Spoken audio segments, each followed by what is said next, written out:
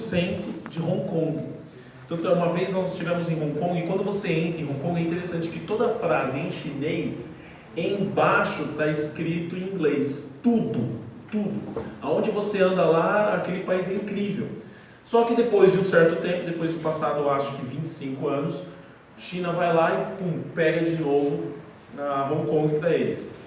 E a questão que se falavam era, o que vai se tornar agora? Hong Kong vai ser comunista ou a China vai ser capitalista?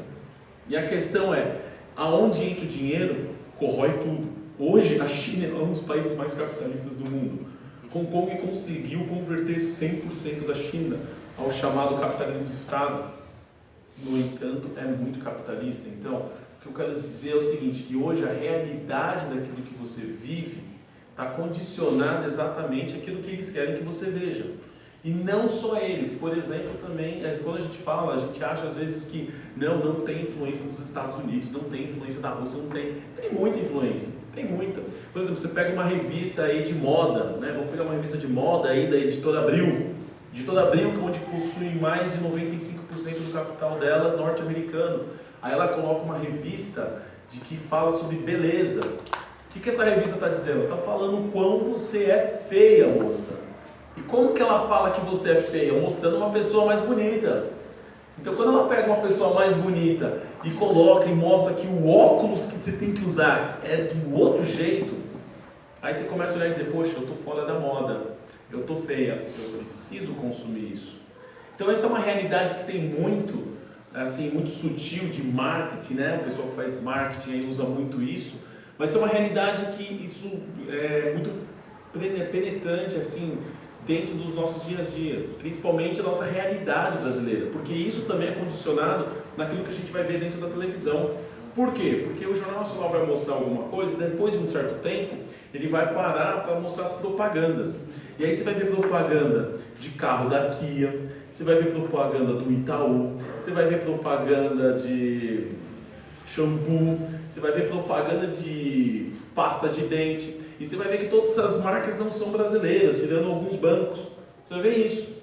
E o que acontece? Esse pessoal vai falar aquilo que ele quer ver. Como é que ele vai falar mal dos juros bancários, sendo que o Itaú vai fazer a propaganda dele depois?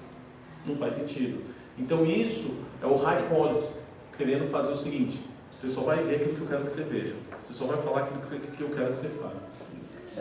Eu tenho muitos professores que a maioria deles são comunistas, né? E aí eles criticam muito esse sistema do capitalismo. Eles falam que, por exemplo, a riqueza só está com uma parte pequena da sociedade, que são os grandes, donos bancários, esses caras aí que... Aí eles, por exemplo, a política ainda está influenciada por esse poder aquisitivo, esse poder da grana. Eles têm o dinheiro, eles compram a política.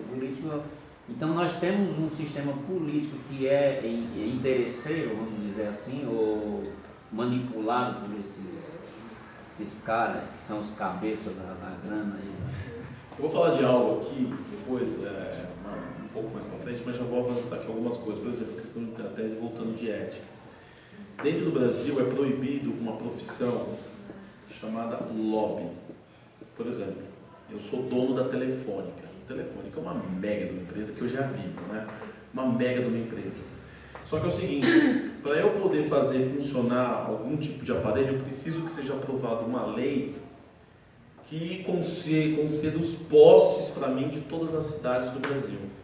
Aí eu vou conseguir liberar a funcionalidade do aparelho para todo mundo. Como que eu vou fazer isso? Eu vou ter que falar com os deputados para liberar essa lei. E aí eu pego uma pessoa que não é do parlamento e não é vivenciada comigo e ela vai fazer essa intermediação. Isso é chamado lobby. E aí esse lobista vai lá e tenta convencer todos os deputados a fazer isso. No Brasil isso é totalmente proibido. Fazer lobby é totalmente proibido. Se faz, óbvio, mas é proibido. Nos Estados Unidos isso é legal. Então o que acontece? Eles já têm escritório de lobby, eles sabem que tem, isso é totalmente legalizado e é colocado como uma profissão, como se aqui no Brasil fosse CLT. Nos Estados Unidos isso é permitido. Então o que acontece? Quando essas pessoas falam muito mal do sistema capitalista, nada mais é do que o seguinte, o low poly. Eles só estão falando aquilo que eles querem, poxa, mas isso é contra tal. É contra até o seguinte, eles começarem a ganhar o dinheiro.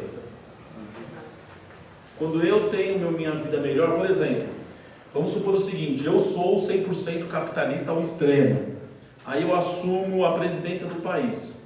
Aí eu viro para todos os professores e falo o seguinte, olha, de agora em diante nós vamos federalizar todas as escolas municipais, estaduais, nós vamos federalizar tudo e os professores de agora em diante vai ter o salário mínimo, obrigado por lei, de R$15 mil.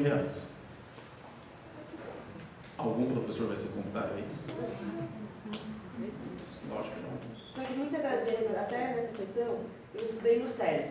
O SESI é totalmente político. Levando em consideração que o presidente dele, de 4 anos, sai da presidência da escola e vai virar político.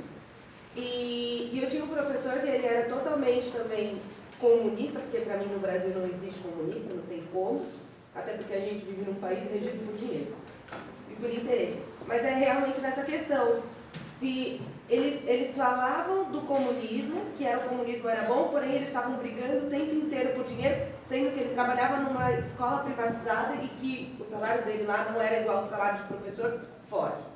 E ele brigava por isso dentro de uma escola que é totalmente de direito. Então não faz sentido o que ele prega do comunismo. É como eu estava falando, assim, a questão da política, ela não tem ideologia. A política não tem ideologia. A política utiliza de meios para que consiga fazer o funcional. E esse funcional seriam as pessoas. Para fazer funcionar as pessoas sobrevivem do quê? De ideias. Ideias são ideologias. Então eu preciso entrar na ideologia da pessoa para ela ser funcional. Então o que acontece? Principalmente na realidade brasileira, eu vou falar isso daqui a pouco, acho que mais algum. Passa mais isso, se eu ficar nesse assunto ainda. Tá, não, deixa de volta. É isso aí. Nós vamos falar sobre isso daqui agora. Eu preciso respeitar o tempo. Então o que acontece? Sobre o comunismo, na verdade é o seguinte, ainda existe no Brasil bastante pessoas que são assim, a lógica brasileira, desde o regime militar, sempre difundiu muito a questão do comunismo, a ideologia comunista, a ideologia socialista dentro do Brasil. No entanto, se você parar para ver, hoje nem a Rússia, que foi um dos principais países, hoje fala sobre mais o comunismo. Mas existe lá também pessoas que difundem a ideia. Isso diminui. Isso ainda é uma herança que cada vez mais está diminuindo. Quando que nós vamos ver isso? Nós vamos ver isso para os próximos 20, 30 anos, o que aconteceu. E isso a gente se vê em números. A gente vai ver em números isso. Isso daí é uma realidade de números. Ainda existe assim, bastante pessoas. Não estou dizendo que o capitalismo é o correto, ou que o socialismo é errado, ou que o socialismo é errado. Porque é o seguinte, o que existe foi uma deturpação daquilo que Karl Marx já começou a escrever, baseado em ideias de Nietzsche. Então assim, você tem umas ideias que são colocadas, uma realidade de Karl Marx voltada para uma revolução industrial do século XIX, da realidade da Inglaterra, e você quer adaptar isso, por exemplo, à ideia do brasileiro hoje, da realidade do brasileiro. Você vai ter um conflito gigantesco, você vai ter múltiplas teorias e ideias que são lançadas. Nisso, segura isso que eu acabei de falar, porque isso eu vou falar aqui agora. Porque é o seguinte, a gente está falando muito na teoria, mas e a nossa realidade?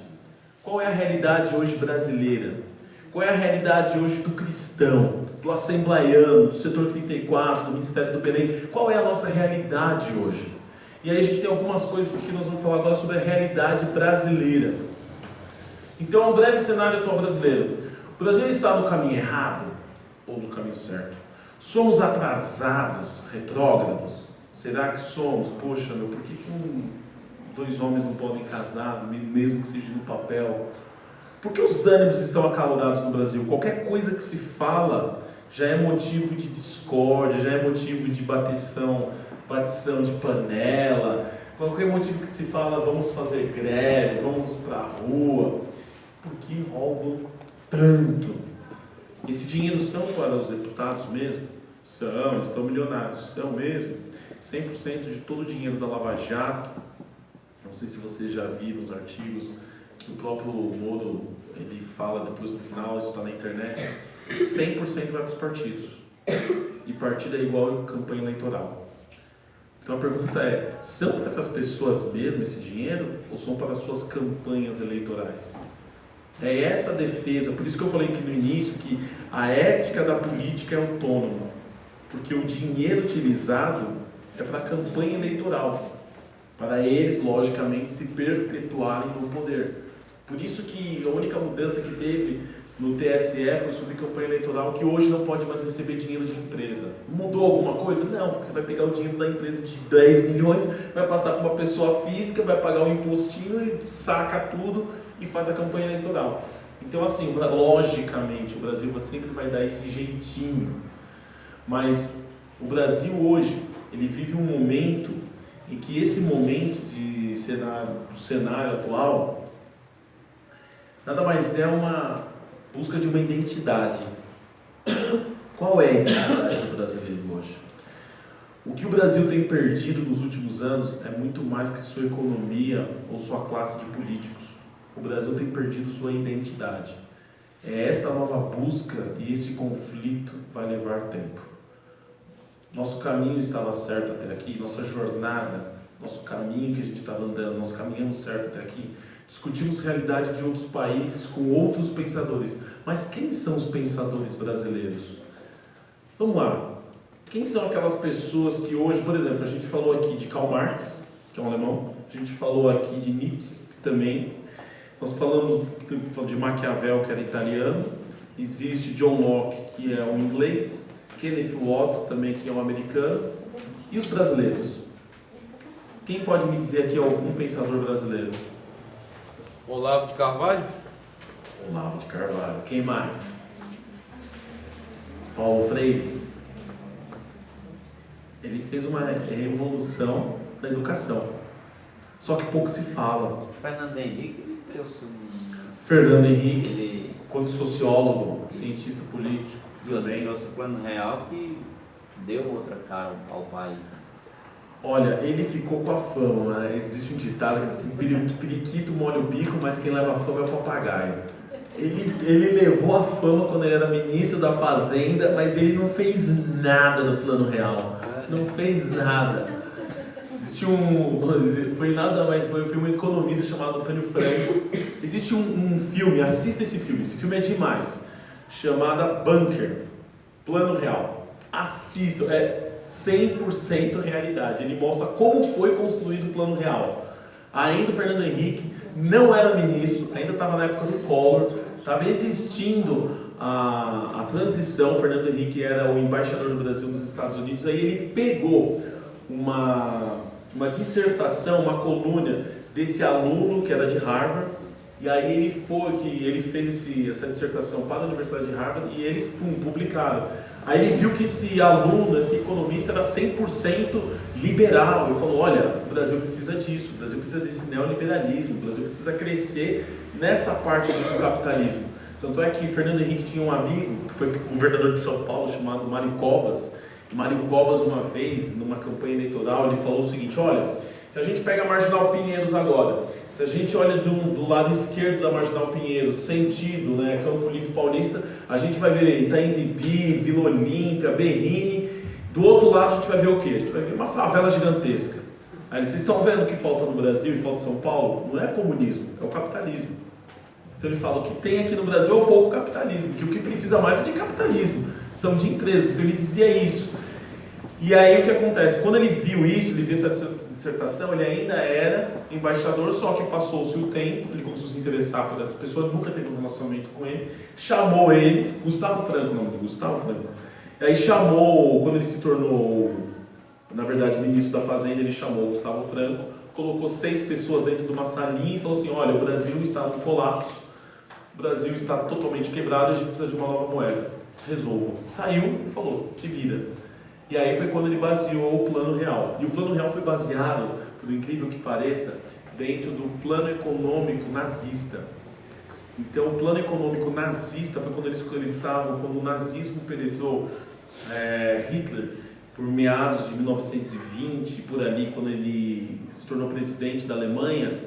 A Alemanha vivia uma inflação de mais de 700%, 800% ao mês. Tinha que pagar um tributo gigantesco para a Inglaterra porque perdeu a Primeira Guerra Mundial. Então tinha que ficar pagando. Aí foi quando Hitler criou duas moedas, uma que seria virtual, o fantasma, e a outra real. E aí foi quando saiu uma, entrou a outra e estabilizou a economia. Depois de 5 anos, Hitler deixou o país, a economia do país, com 0,3% de desemprego. Isso daí, até hoje, na história da humanidade, foi o único presidente da República que conseguiu fazer o que seria um milagre econômico. Por isso que ele teve a Alemanha nazista na mão dele, por causa desse exemplo que ele fez, obviamente, a duras penas, mas ele conseguiu fazer isso. O Plano Real foi baseado nisso.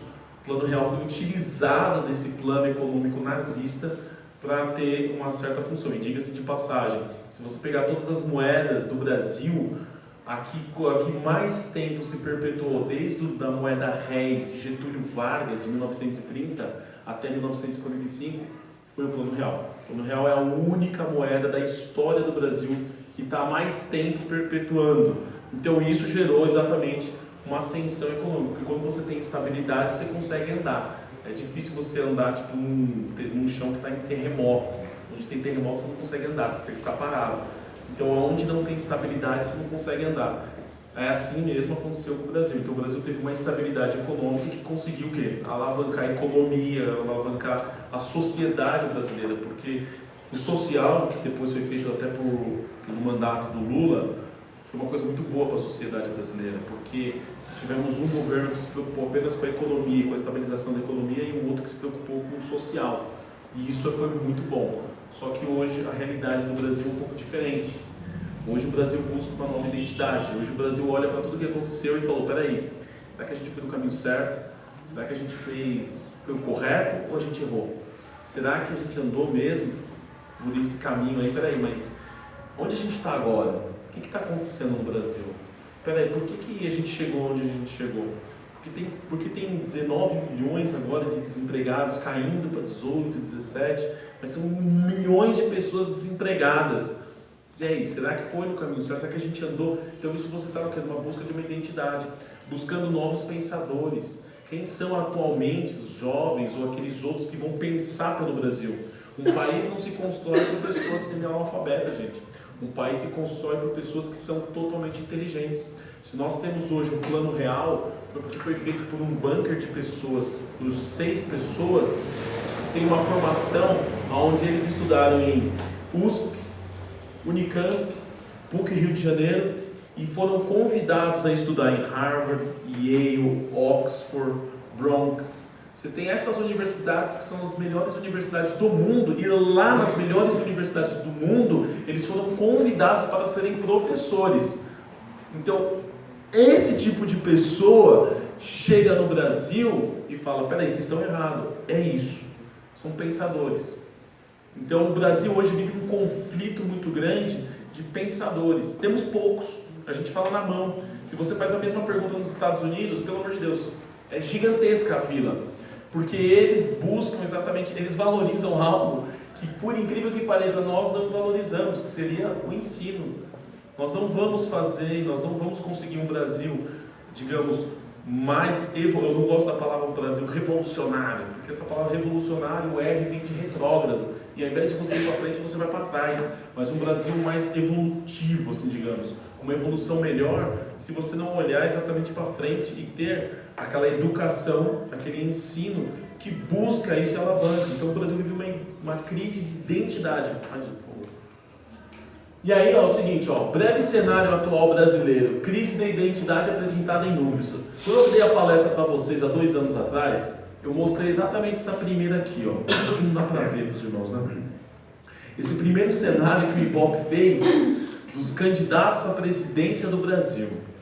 Olha só, em primeiro lugar, o Lula não estava preso, era o Lula com 21%. Segundo lugar, Marina. Terceiro lugar, Aécio Neves, olha só, hein? Aécio que nem está fora. Lá em quarto lugar, junto com o Ciro Gomes, lá com nem 10%, tinha Bolsonaro e Ciro Gomes. Era essa a realidade do Brasil há 2 anos. 2 anos. Se você pega, por exemplo, os Estados Unidos, e você mostra uma política de candidatos há 2 anos, uma pesquisa eleitoral de 2 anos, de 2016, e você faz uma pesquisa eleitoral de 2018, muda apenas 2 anos, você vai ver que os nomes são os mesmos, mudaram-se poucas coisas, mudaram-se poucos números de um para cima, outro para baixo, mas são os mesmos candidatos. Num lugar estável. Agora, essa daqui foi a pesquisa eleitoral de 2018, feita agora, essa daqui, início de junho. A gente tiraram o Lula, né, porque está preso. Então, ó, você já tem o Lula que estava em primeiro, hoje ele está preso. Então, vê a realidade do Brasil. Você tem o Lula que estava em primeiro em 2016, hoje ele está preso. Vocês viram a realidade no Brasil? Vocês viram? Aí você tem um Bolsonaro com 22%. Gente, 2 anos. A gente está falando de 200 milhões de pessoas. Se para convencer um grupo aqui é difícil, imagina 200 milhões de pessoas. Você tem uma pessoa que saiu de 8%, foi para 22%. Olha ali, ó. Aí o segundo colocado, que tá ali, está com 12%, que é o Ciro e a Marina. O Ciro de 7 foi para 12%. Então, um crescimento. Aí você tem um Alckmin que está ali embaixo com 9%. E, obviamente, o PT tem que lançar alguém. Haddad, 4%. O que isso quer dizer? Veja bem, como que, de uma maneira assim, de cientista político, você analisa um gráfico desse, você olha? Você vê o seguinte. Primeiro, aqui no Brasil, em 2016, por mais que estava tendo conflito, mas o discurso e a ideia do brasileiro ainda era a mesma. Você tem um Lula que representava um centro-esquerda, aqueles esquerdistas, tal, as minorias de classe, LGBT, feminismo. Você tem um Lula, a Marina, que veio do PT e que estava junto. Você tinha um Aécio que estava ali, que era aquela galera, peraí, vamos pensar aí, não quero o PT. E você tinha lá embaixo um Bolsonaro que representava a direita, ou a extrema direita, como alguns falam, fascista. Você tem um Bolsonaro. E aí sobrava o Ciro Gomes aí, que não serve para nada, né? Não tem uma definição do que é aí, não tinha nada. Mas hoje, olha uma parte interessante, até do Orlando que falou do comunismo ali. Antigamente, da última eleição, quem representava esses comunistas era a Luciana Genro. Você lembra da Luciana Genro? Cadê ela? Sumiu. Quer dizer, esses daí olharam e disseram, não, tô fora, peraí, vamos refletir. Nela eu não voto. E foram para quem? Foi pro Lula, porque o Lula é o menos pior e pode ganhar, a Luciana Genro não ganha. Essa é a ideia. Agora, qual é a realidade hoje no Brasil? Aquele cara de direita tá lá em Simão. Peraí, como é que 8% de uma população brasileira, 8%, transformou-se em 22%? O que eu quero chamar a atenção não é no Bolsonaro, não é isso. O que eu quero chamar a atenção é, vocês veem a crise de identidade que o brasileiro vive? A crise de identidade. Qual é a minha identidade? Peraí, aquilo que eu era contra, hoje eu sou totalmente a favor. Aquilo que eu era de extrema direita ali, agora, para eu conseguir mais, eu preciso ficar um pouco melhorzinho. Só que a parte que mais chama atenção é o seguinte, você não vê ninguém representando realmente a esquerda. Aqueles que são aquela ideologia que o brasileiro defendeu desde a sua época de redemocratização. Que muitos outros presidentes, como Fernando Henrique, Lula, Dilma, representaram. Porque, na verdade, Fernando Henrique nunca foi uma pessoa de direita mesmo. Nunca foi. Quem foi mesmo, hoje representado aqui foi Levi Fidelix, né, que ainda está lá, Bolsonaro, o Enéas, né, quem se lembra do Enéas? Ele sim representava. Mas hoje não. Hoje você vê o Brasil, o que morreu, o que está morrendo no Brasil, é exatamente esses quase 30 anos que a gente está andando desde a redemocratização do país. Peraí, será que a gente caminhou certo? Será que o esquerdismo, a sociedade, assim, ou essa socialização que a gente viveu, esse socialismo que a gente buscou viver deu certo? A gente está dizendo não. Porque hoje você não tem um candidato, aqui não tem, o próprio Haddad já representa um centro. Você vê, Marina, Ciro, Alckmin, tá tudo ali junto. E um Haddad que estão colocando ali porque o Lula tá preso, né? Então, ali, ó, você tem esses 4 aí, que o Haddad governou São Paulo, e não demonstrou ser aquele esquerdista pelo qual ele falava na Faculdade de Filosofia da USP. Ele não foi nada disso. Então você vê o seguinte, você vê que o Brasil vive uma crise hoje. Uma crise e uma mudança de paradigma muito forte. 2 anos. Isso é terrível. Porque em 2 anos, a gente está dizendo que a gente não sabe o que pensar. Em 2 anos, a gente está dizendo que a gente não sabe o que a gente vai refletir. Em 2 anos, a gente está dizendo, olha, já mudei de pensamento e mudei ao extremo. Então, isso reflete exatamente a crise brasileira. A crise que a gente vive e que é muito forte, uma de identidade. Não temos uma identidade. Nós não temos. Não temos. Porque o correto de um país, por exemplo, mais estável, seria o seguinte: com certeza você ter um Lula em primeiro, batendo de frente ou com alguém do PSDB que seria um Aécio, um Alckmin ou um Serra da vida, e uma Marina ali embaixo, ali vindo. Isso seria o correto e estável, que foi pelas últimas 3 eleições e que hoje não se reflete nada. Hoje você olha e fala, meu, o Brasil está buscando a sua identidade. Isso é ruim? Não, isso é bom, porque nós somos uma crise, eu chamo de crise ambulante, onde nós estamos caminhando e buscando exatamente refletir sobre os nossos ideais, dizendo, peraí, eu preciso parar para pensar nisso melhor. Eu preciso refletir sobre esse caminho que está sendo traçado pelo cenário atual brasileiro. Então isso